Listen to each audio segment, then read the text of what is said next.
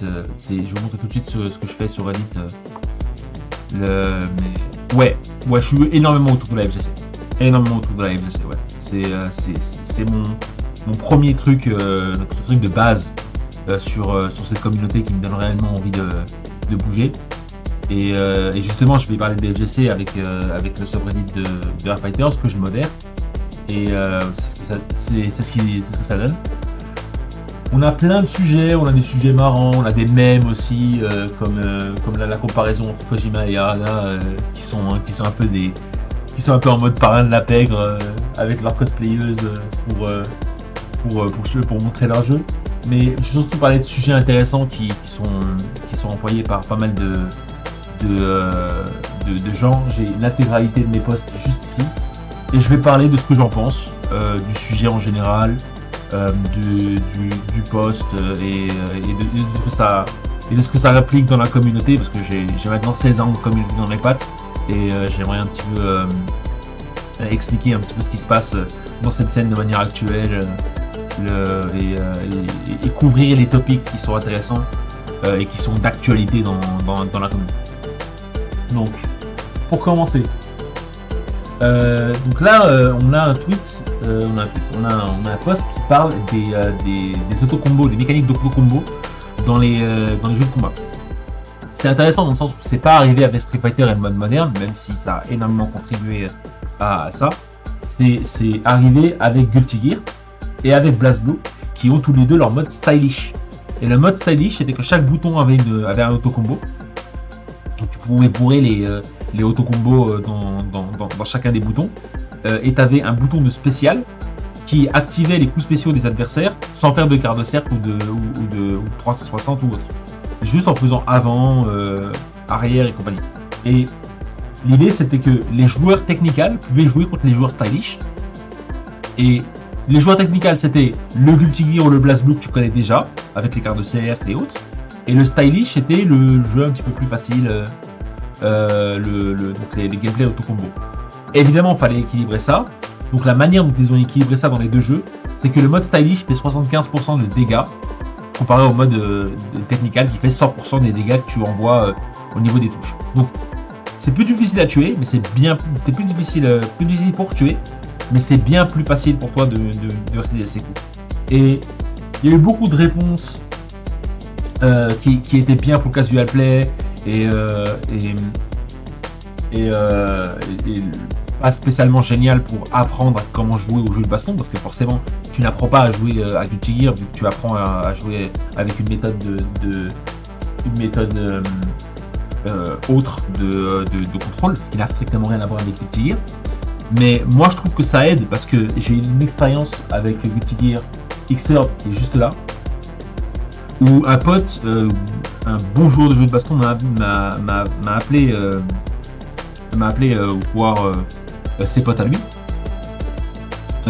qui sont pas du tout des joueurs de jeu de baston du tout. Et on les a mis devant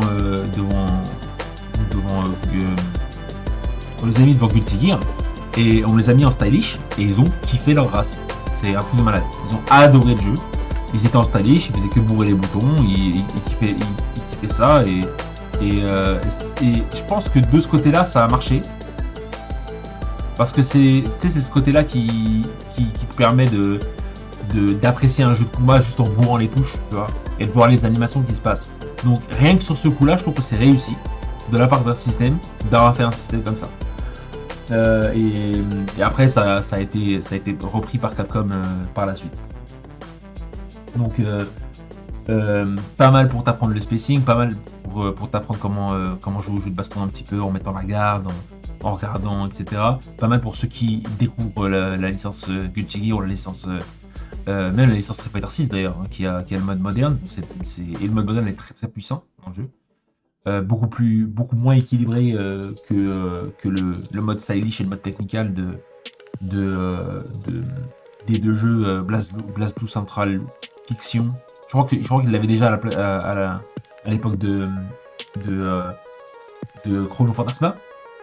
Et Guilty Gear Xrd Revelator, qui est le premier jeu à avoir le mode stylish directement intégré, parce que Sign, donc le jeu juste avant, la version juste avant, n'avait pas ce mode là. Voilà, je crois que je suis tout dit sur le sujet, on passe à un autre. Alors, j'ai pris ça parce que j'ai pas mal de potes qui me disent, allez, dans 4 ou 5 ans, on va avoir notre CVS 3, on va avoir un équivalent de CVS, ou un SVC2, ou peu importe. Et ça va être la tuerie, ça va être le meilleur jeu de la FGC, tout le monde va y jouer, ça va être balèze, etc.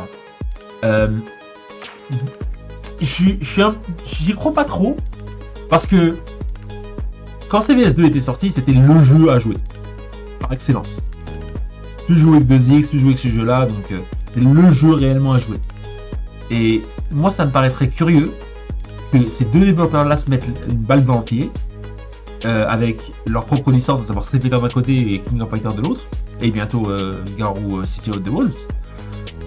Ils se mettent une balle dans le pied pour créer un jeu qui pourra surpasser les deux licences, parce que ce serait basiquement les deux licences mais mises en même temps. Donc, comment est-ce qu'on peut penser que Capcom et SNK veulent retenter l'aventure et faire quelque chose de ce genre? Il y a des collaborations, il y a Street Fighter Duel qui a des personnages de KOF, il y a KOF All Star qui a des personnages de Street, il y a des collaborations sur mobile qui existent, créées par les Chinois. Ça existe, mais ça compte pas comme des véritables jeux de baston, c'est juste des collaborations. Ça nous permet d'avoir Kyo et Ryu dans la même arène, mais c'est pas un véritable CVS3, c'est pas un véritable jeu de combat. Et c'est le truc, c'est que s'ils font un véritable jeu de combat, est-ce que les jeux qui sont phares dans ces deux compagnies-là vont rester encore vivants ou vont pâlir à côté de CVS3 qui serait la réunion des deux plus grosses licences qui existent et qui empêcherait pas, mais qui pourrait devenir une licence bien plus jouée que celle de Street, que celle de KOF, quoi. Parce que à l'époque de CVS2, c'était la licence la plus jouée, surtout dans la communauté européenne.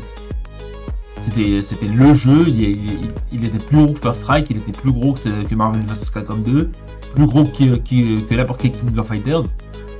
Donc est-ce qu'on veut ça, est-ce qu'on veut ce retour là, comme en 2004-2005, des premiers Stunfest, des tournois d'Anchor où il y avait CVS2 en main event, ou alors est-ce qu'on veut rester sur un délire, allez, si tu veux jouer à KOF, tu joues à KOF, il y a KOF 15, et si tu veux jouer à Street, tu peux jouer à Street, il y a Street 6. Donc moi je sais pas, mais bon, il y en a beaucoup il y en a beaucoup aussi qui veulent juste CVS2. Pas nécessairement comme le soulignerait le créateur de ce poste avec des balance change. Je pense pas qu'il y aurait des balance change dans CVS2, parce que des trucs comme le round cancelling, même si c'est absolument super pété, ça a permis le jeu d'exister et ça a permis le jeu d'avoir une durée aussi vindicative qu'elle l'avait avant. Le roll cancelling, pour ceux qui savent pas, en fait, c'est une mécanique dans le jeu qui te permet de cancel un roll, aussi bêtement que ça. Sauf que tu peux, dans le jeu, faire un coup spécial, directement le canceller par une roll, enfin faire un roll, directement le canceller par un coup spécial, et les frames d'invincibilité du roll vont être impliqués et impactés sur le coup spécial. Donc imaginez, tu fais roll, puis quart de cercle avant avec Ryu pour faire boule, et l'animation de la boule est complètement invincible. Ça a donné des persos comme Blanca qui ont l'électricité de Blanca invincible, qui ne peut pas être contrée. Et les gens ont adoré cette mécanique, surtout les joueurs de CVS2. C'est une mécanique qui casse complètement le jeu, hein, on est d'accord. Mais derrière, c'est cette mécanique-là qui a permis à ce que beaucoup de joueurs à l'époque continuent à jouer à CVS2 et mettre CVS2 dans... Moi personnellement, c'est le concept en lui-même, et pas nécessairement l'équilibrage, mais le concept en lui-même pour moi c'est le meilleur jeu de combat jamais existé, qui n'a jamais existé. Aussi bête que ça. Faire réunir deux mastodons de l'arcade, du jeu de combat arcade, et derrière avoir un mode par jeu quasiment, où tu peux choisir ta groove et ta barre de spéciale va être différente en fonction de la groove que tu choisis. Donc tu peux avoir une barre de spéciale qui ressemble à celle de Street Fighter Alpha 3, ou tu peux avoir une barre de spéciale qui ressemble à celle de King of Fighter 98. C'est un des meilleurs concepts que j'ai vu dans un jeu de combat depuis des années et des années et des années. Et personne n'a fait mieux. À part peut-être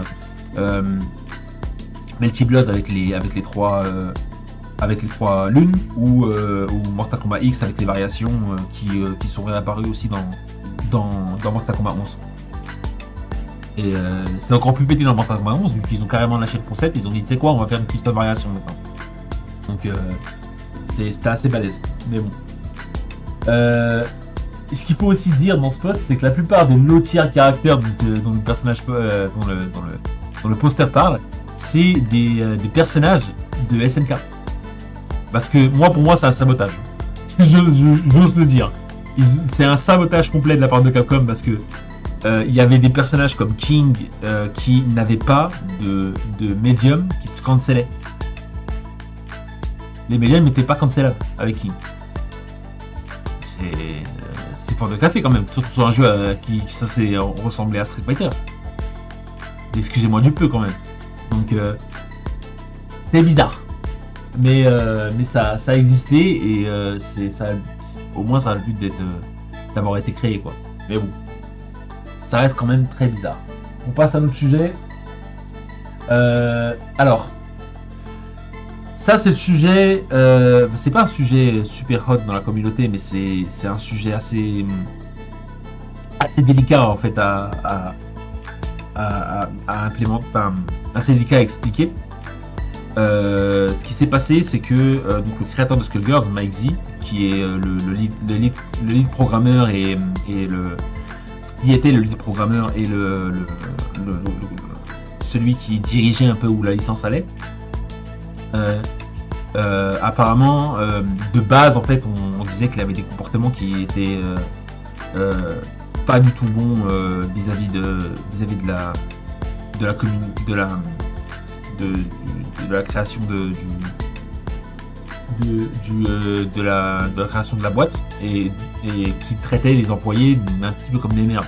Sauf qu'apparemment, c'est pas exactement ce qui s'est passé et il y a beaucoup de choses qui ont été dites par Mike Z qui soulèveraient le point que en fait le méchant ce serait pas vraiment lui, mais plus ceux qui sont restés, à savoir Kinuko, Marielle Cartwright et je sais plus qui d'autre, qui sont restés qui ont refait une nouvelle boîte qui a repris la licence Skullgirls juste après et qui apparemment ont traité Mike Z, qui est atteint de l'autisme, il faut le préciser, comme de la merde. Et ça a amené un gros débat dans la communauté, à savoir tout le monde était contre Mike Z à un moment ou l'autre en disant ouais c'est lui qui fait les choses, oh là là, vous avez vu ce qu'il a dit en commentary live, il a fait une allusion sur George Floyd, c'est dégueulasse, etc. Et on l'a un peu, la communauté l'a ostracisé et il s'est complètement coupé de la communauté en fait. Il participe plus à des tournois, il a plus aucune présence online. La plupart de ses projets dont il tenait énormément ont été complètement coupés court. Je sais même pas s'il a envie de revenir ou s'il a un autre projet en tête ou s'il est en train de contacter une autre boîte ou peu importe. C'est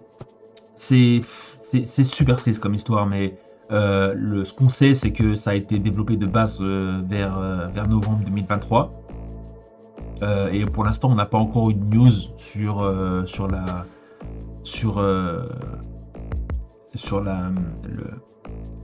poursuite en justice de Mike Z et la contre-poursuite en justice de Future Club, donc qui est le nouveau dev team la nouvelle dev team de Skullgirls. C'est dommage parce que Skullgirls c'est un jeu que j'aime énormément, mais vraiment, j'adore jouer à Skullgirls, j'adore jouer au jeu. Et c'est dommage de voir le créateur du jeu vraiment se faire pisser dessus par toute la communauté et sans qu'il y a réellement aucune explication là-dessus. Et puis Mike Z qui, à mon avis, ne va pas. Mais je t'en prie, à la prochaine, Dorémy. Hein, prends soin de toi, hein, t'inquiète. Donc ouais, c'est vraiment dommage comme situation. Et c'est ce genre de choses qui arrivent malheureusement et qui est très très dommage. On passe à un autre sujet, peut-être un petit peu plus heureux, on va dire. Là, on parle de lire les adversaires et comment ça a approuvé, développer et créer le jeu, créer un meilleur développement pour le personnage, pour le joueur, pardon, qui devient meilleur en faisant ça. Et c'est ce que beaucoup de gens oublient quand ils apprennent le jeu de combat, c'est que c'est pas une question de distance ou de... Enfin, ça va dépendre du jeu, c'est pas juste une question de distance et d'apprendre les frames, mais c'est aussi apprendre le rythme de l'adversaire, est-ce qu'il aime bien faire, est-ce qu'il aime bien anticiper, etc. Et dès qu'on arrive à deviner le rythme, automatiquement on arrive à deviner comment contrecarrer ce rythme-là et à devenir bien plus fort en cassant les stratégies des adversaires. Ça, c'est très très très très fort. Donc qu'un débutant qui commençait à peine à jouer, c'est ce qu'il explique dans le tweet, à maîtriser le jeu de combat et qui commence à maîtriser le rythme des adversaires, là il commence à déconner en niveau et à devenir très très bon dans le tournoi. Il y a aussi donc d'autres participants du trade qui ont appelé ça qui aussi parlaient de conditioning. Le conditionnement, c'est de forcer l'adversaire à faire des mouvements que tu veux qu'il fasse. Tu veux qu'il saute à ce moment-là, tu veux qu'il fasse arrière à ce moment-là, tu veux qu'il se mette dans le coin tout seul, etc. Et si tu arrives à le faire, si tu arrives à conditionner ton adversaire, tu peux le contrecarrer bien plus facilement et directement le contrecarrer ses plans que tu connais déjà et un petit peu rentrer dans sa tête. Et ça, c'est pas réellement comme apprendre le rythme de l'adversaire. C'est pas réellement ça, même si ça y ressemble.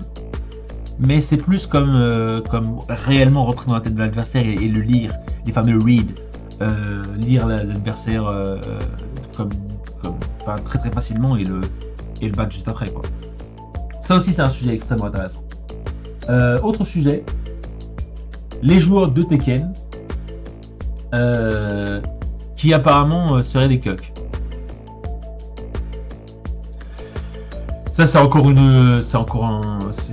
quelqu'un qui se plaint, évidemment, de la communauté de Tekken, qui apparemment est l'une des, si ce n'est la communauté, la scène dans la communauté de jeux de combat la plus toxique qui existe. Quand tu les vois en IRL, ils ont loin d'être toxiques, c'est juste que quand tu es derrière un micro, quand tu es derrière un écran, tu tapes ce que tu veux et t'es protégé par ça, quoi. Donc surtout de manière générale, l'environnement online, ça a jamais été bon pour n'importe quelle communauté, quoi. Donc il y a ça aussi à prendre en compte. Et c'est un petit peu plus dur à prendre en compte si on est ce genre de joueur. Bon.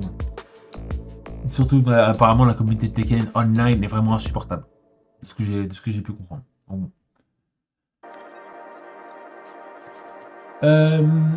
Ça, c'est un petit peu plus... c'est vraiment très spécifique. C'est pas un sujet que j'aurais dû choisir parce que ça, il y a beaucoup de choses là-dedans. Et en gros, c'est l'histoire de ce poster qui a décidé de partager son histoire de la scène FGC, où il y avait si je ne me trompe pas, voilà, il y avait un tournoi de Street Fighter 6 dans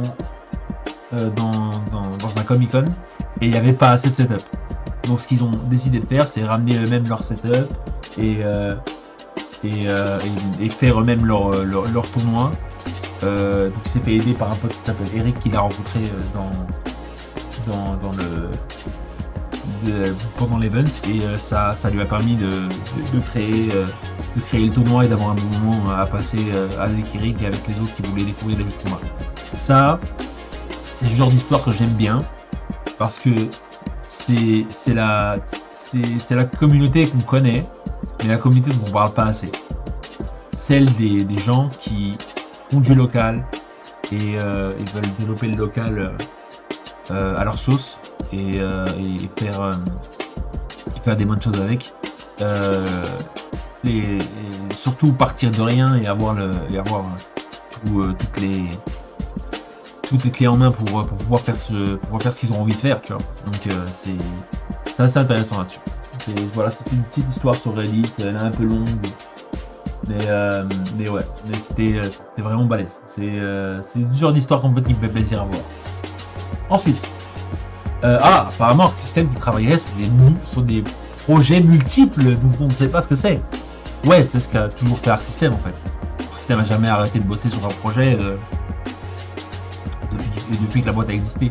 C'est normal, chaque développeur, chaque éditeur a un projet ou au moins un projet caché qui développe de leur côté avant de le lancer et avant de le faire découvrir au reste du monde. C'est un peu normal. Donc le poste est un peu c'est un peu le ciel est bleu, tu vois. Donc c'est pas nécessairement une grosse news à apprendre, mais au moins ça existe. Et il y a quelqu'un qui a fait carrément un listing de tous les jeux qui ont été développés par Arc System pendant ces 10 dernières années ou même plus, parce que forcément il était développé dans les années 2000. On parle de Guilty Gear X, leur premier jeu c'est évidemment Guilty Gear. Après il y a eu Guilty Gear X, qui est une espèce de reboot du premier Guilty Gear, ce qui a réellement développé le jeu Z qu'on connaît. Et voilà, c'est le genre de choses que il y a beaucoup de gens sur Reddit qui s'excitent pour pas grand chose, et ça fait partie de ce genre de post. Quel jeu a le meilleur story mode? Ça c'est intéressant parce que dans ce subreddit là, il y a beaucoup de gens qui sont intéressés par les modes solo, contrairement à juste jouer pour la compétition et aller online et défoncer des bouches ou se faire défoncer soi-même. Donc les gens vont évidemment citer immédiatement Mortal Kombat, qui est indiqué juste là, parce que c'est un given, hein. C'est eux qui ont créé le fameux story mode, qui est un peu un film où tu joues certaines scènes contre des personnages pendant le film, et c'est le jeu qui a un petit peu développé ça. Après évidemment il y avait des jeux comme Call of Duty Trigger, mais ce qui est chiant avec des jeux comme ça et Under Night in Birth, des jeux un peu niche dans la scène FGC et généralement dans le jeu vidéo en général. Général. Ça c'est la fatigue qui parle. C'est que là-dessus, c'est du visual novel, c'est juste une image, il y a beaucoup de texte et il y a vraiment beaucoup de mouvements. Alors que du côté de NRS, c'est carrément un film. Donc je préfère un peu le fait que ce soit un film, tu vois. Mais ouais, là généralement ils vont toujours citer les jeux MK, les jeux NRS directement, sans se casser la tête. Et c'est l'idée de ce type de ouais, voilà, c'est l'idée de ce type de trade qui arrive très souvent dans les types de posts qui parlent de story mode et de jouer seul au jeu de combat, qui est aussi bien que de jouer avec des potes ou jouer online contre des parfaits inconnus. Arcus Chroma, qui est un jeu un petit jeu indépendant, qui vient à peine de sortir, qui a été beaucoup vu sur Twitter, parce que si vous suivez, il y a un compte à suivre sur Twitter ou sur X comme vous voulez, qui s'appelle Indie Fighting Games, qui publie plein de posts sur ces jeux de combat qui viennent d'être publiés ou qui viennent d'être créés par des petits développeurs. Et le côté sympa, c'est que on a pas mal de choses positives sur ce genre de jeu. Je vais vous montrer un petit peu de gameplay, et ça va vous montrer à quoi est-ce que Arcus Chroma ressemble.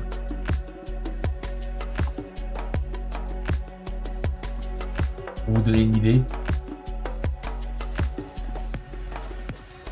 Voilà, c'est du sprite très beau. c'est ce genre d'animation très très classe à prendre. Il y en a qui se battent avec une cape. C'est du pixel art, c'est très très beau. Donc ouais, ça fait partie de ce genre de jeux qui ont été créés par des fans, quoi. Et ça se voit que ça a été créé spécifiquement par des fans de jeux de combat pour créer un jeu de combat eux avec un système de combo qui est assez stylé. Ah, ils ont carrément mis des personnages guest, c'est marrant ça. Parce que lui c'est un autre jeu de combat en fait, je crois que c'est un jeu de combat qu'ils avaient fait avant, où ils l'ont mis en tant que guest. Là ils ont mis leur Zangief dans le jeu. Voilà, ça c'est le boxeur. Le boxeur d'un autre jeu dont je me souviens plus du nom, je crois que c'était fait par les mêmes créateurs, mais je suis pas sûr. Et ouais, ils ont mis leur guest de caractère à eux. Et c'est plutôt cool à voir parce qu'on parle surtout de ce que font les Japonais et de ce que font les grosses boîtes comme Arc System ou NRS en matière de jeux de combat. Et on oublie un peu les créateurs indépendants qui ont beaucoup de boulot à faire pour être connus. Et ça fait partie de ce genre de scène qui mérite d'être montrée et d'être vue à tout le monde. Sujet suivant. Est-ce que tous les personnages de Garou Mark of the Wolf devraient retourner dans le nouveau jeu? Le nouveau jeu, c'est City of the Wolf qui est annoncé récemment. Tous les personnages, peut-être pas. Parce qu'ils ont déjà plus ou moins annoncé qu'on va aller voir des personnages de Fatal Fury 1 et Fatal Fury 2. On va voir ces personnages-là dans le jeu. Surtout ce genre de personnages-là qui vont être dans le jeu, qui vont être... on a déjà des teasings comme quoi Mai serait dans le jeu, et Andy, Joe, des personnages comme ça. Donc le fait de voir l'intégralité du cast de Garou avec Otaru qui a déjà été annoncé, Rock qui a déjà été annoncé, T-Zoc qui a déjà été annoncé, et forcément Terry Bogard. En plus de ça, il y aurait Kevin, il y aurait Freeman, on a déjà eu Marco, il a changé de nom d'ailleurs, il s'appelle plus Butt. Bien pour lui parce que il s'appelait littéralement Butt, B-U-T-T, il s'appelait Q quoi. Et beaucoup de personnages comme ça qui mériteraient de revenir dans le jeu. Et ça fait partie de ce genre de truc qui est plutôt stylé à voir. Est-ce qu'ils vont mettre tous les personnages de Garou et les personnages de Fatal Fury en même temps? Moi j'aurais pas l'impression. Honnêtement. Clairement pas. Donc, c'est à voir. Donc c'est ce genre de choses qui pourraient arriver. Et je sais pas, je reste dubitatif sur le truc, mais c'est complètement à voir. Sujet suivant. Un système qui devrait songer à faire des beat'em up et pas des jeux de combat. Ben non, restez sur les jeux de combat, c'est comme ça que vous avez de la thune. Ah, il devrait faire comme Smash Bros et faire toute une mission avec plein de machins et comme Street of Rage, alors qu'on a déjà eu ça du côté de Arc System Wars. On a déjà eu Guilty Gear Izuka et personne n'en avait rien à foutre. Et ils ont en plus, le premier commentaire a bien raison, ils ont déjà des beat'em up. Ils n'ont pas besoin de créer leur licence pour une beat'em up. Ils ont déjà Double Dragon et River City Girls.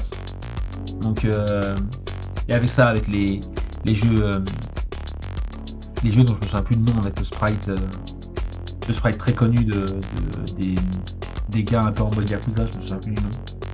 Et ils ont ça comme truc. Donc, ça devrait être normal.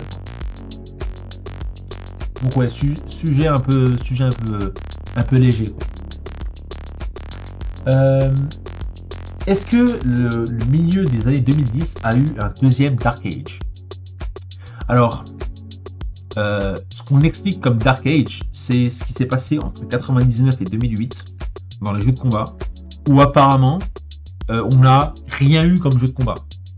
C'était Dark Age, c'était la période sombre, Le genre était niche, il était encore plus niche qu'avant, et il y avait de moins en moins de joueurs, et c'était triste, etc. Et sauf que entre 98 et 2008, 99 et 2008, ça ne correspond uniquement qu'à la licence Street Fighter. Donc c'est comme si on disait que l'intégralité de la scène de jeux de combat se reposait sur Street Fighter. Alors que en 2001-2002, il y avait des Tekken, en 2003, il y avait du Soul Calibur, en 2004, il y avait Tekken 5, en 2005 en console, 2004 en tournoi. Le début de Blast Blue s'est fait en 2007, Battle Fantasia s'est fait en 2007. Quel Dark Age?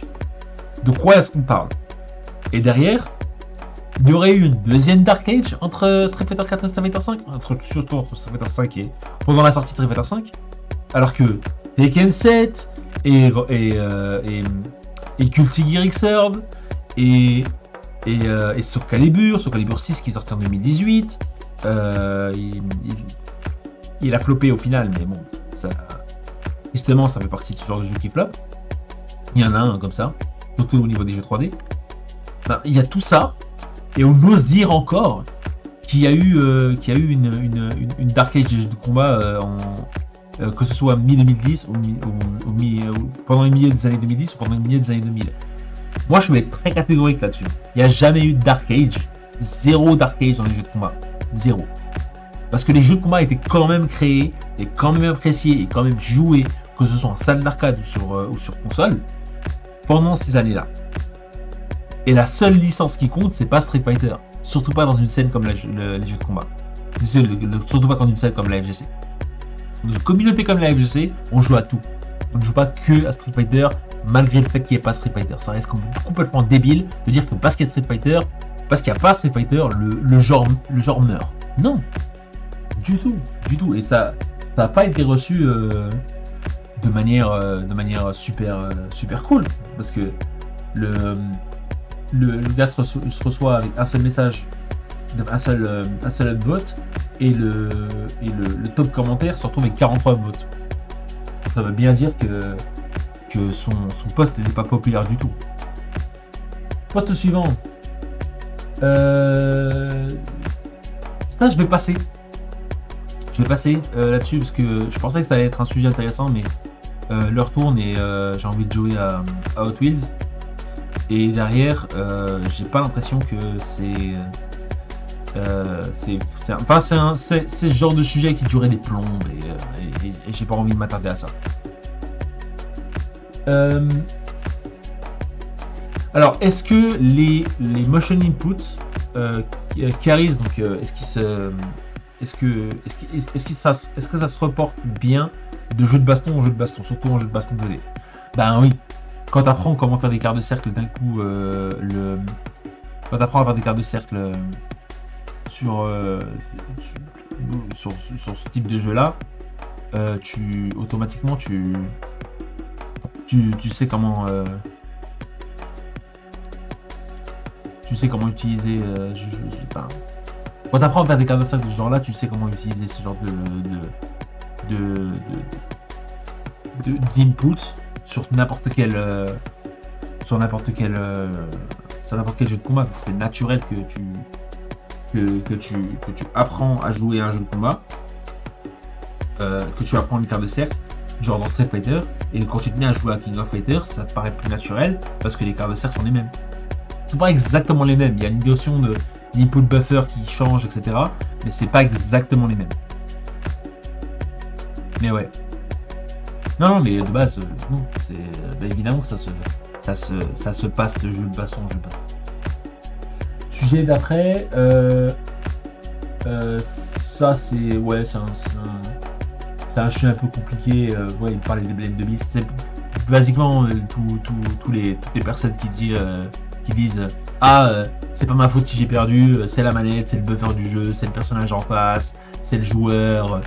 C'est la connexion, blablabla, c'est les excuses. Si vous faites battre, vous vous faites battre. C'est aussi simple que ça. Mais bon, il y a encore des gens qui n'ont pas encore compris. Mais bon, ça fait ce genre de truc qui est complètement stupide, quoi. Euh, Ça va être avant-dernier sujet. Ah, ça c'est intéressant. Ça c'est intéressant comme sujet. J'aimerais bien en parler. Ça, ce que c'est ce qu'on appelle un gate. Un gate dans un stick arcade, c'est ce que vous allez avoir. Hop, ça. Ce que vous allez avoir, je vais augmenter un peu la caméra. Sur le stick, vous allez avoir des espèces de murs que le stick va cogner pour empêcher, pour avoir le meilleur input et pour empêcher le stick d'aller trop loin, ce genre de choses. Un peu comme la manette de GameCube qui a le stick orthogonal. Vous voyez, il y a les gates octogonales autour du stick arcade de la manette GameCube. Là, c'est pareil, sauf que le mien, il est en carré. Vous voyez, il est tout carré le mien. On peut le positionner comme on veut. On peut le positionner en diamant, à savoir en carré mais à 45 degrés. On peut le positionner, on peut avoir un gate complètement différent qui ressemble à ça, qui est un gate octogonal qui permet de faire des quarts de cercle de manière un petit peu plus meilleure. Et on a des gates complètement rondes qui sont généralement utilisés par les joueurs de Tekken. Et ça fait partie du genre de choses qui customise complètement son stick, qui est super cool dans la communauté, je trouve. Parce que ça te permet d'avoir un style de jeu qui te correspond le plus,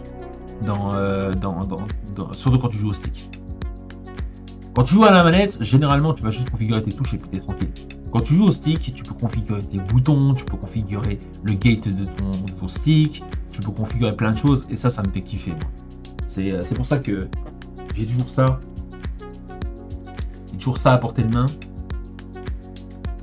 Hop. Mon bon vieux stick Soul Calibur que j'ai modé. Toujours un stick, toujours un gate carré. Je le laisse en carré parce que c'est basiquement les sticks à la japonaise. C'est quand ils décident de créer une bonne, de faire une bonne d'arcade. La plupart des inputs dans une bonne d'arcade, ça va ressembler à ça, ça va ressembler à du carré. Donc j'ai pris un stick pour pouvoir, j'ai appelé un Jackass Crew qui est un type qui mode les sticks, qui est un super gars d'ailleurs, pour avoir des boutons déjà avec des Cherry MX à l'intérieur. Ce ne sont pas des ressorts classiques d'arcade, ce sont des ressorts de clavier mécanique. Et il y a le stick, qui est un stick standard classique, qui fait pas beaucoup de bruit. Je crois que les boutons font moins de bruit que le stick. Et c'est plutôt cool. Donc j'aime bien la sensation que j'ai avec ce stick, parce que je peux l'avoir sur tous les jeux de combat et être tranquille avec ça. Et je trouve ça plutôt cool. Et c'est pour ça que je voulais mettre ce sujet en avant, parce que c'est ce genre de sujet, j'aime bien, parce que ça mode ton stick à la manière dont tu as envie de le modder toi, et qui correspond qui te correspond au maximum. Ça, c'est plutôt sympa. Et dernier sujet, là maintenant ça parle des boutons, mais là c'est pas je crois pas que ce soit un sujet super intéressant ou hyper in deep, parce que ça compare, en fait, c'est un topic qui compare les boutons d'un jeu à l'autre, ou les divisions qu'il y a entre, soit c'est du light, medium, heavy, soit c'est du punch ou kick, soit c'est des normaux, des spéciaux comme dans Smash Bros ou Battle for the Grid, le jeu Power Rangers ou plein de jeux dans ce genre, et ça change un peu la donne en fonction du jeu, en fonction du stick. Donc voilà. Ça c'est à voir.